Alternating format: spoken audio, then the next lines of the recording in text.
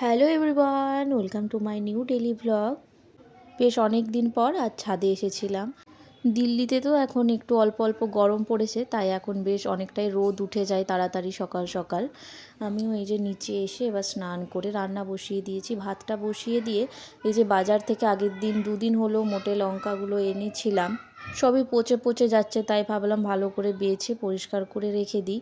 আধা কিলো লঙ্কার মধ্যে এই কয়েকটা লঙ্কা ভালো পেয়েছি, বাকি সবই নষ্ট হয়ে গেছে, তাই ফেলে দিলাম। এইগুলো এবার রেখে দিই।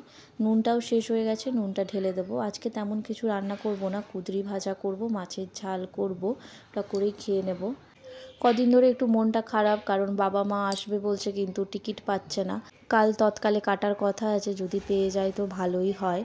প্রায় অনেক আগে এসেছিলো যখন বিশাখাপত্তনমে থাকতাম, 2 বছর হয়ে গেল আসেনি এখানে দিল্লিতে, তাই বললাম এখন যখন এসেছি আসতে। কাল যদি টিকিটটা হয়ে যায় তারপর আসবে, ওটার জন্য একটু মনের মধ্যে একটা টেনশন কাজ করছে। ট্রেনের টিকিট তো এখন খুব একটা পাওয়াও যায় না, অনেক দিন আগে থেকে কাটতে হয়, আর এটা তো হটচট হয়েছিল।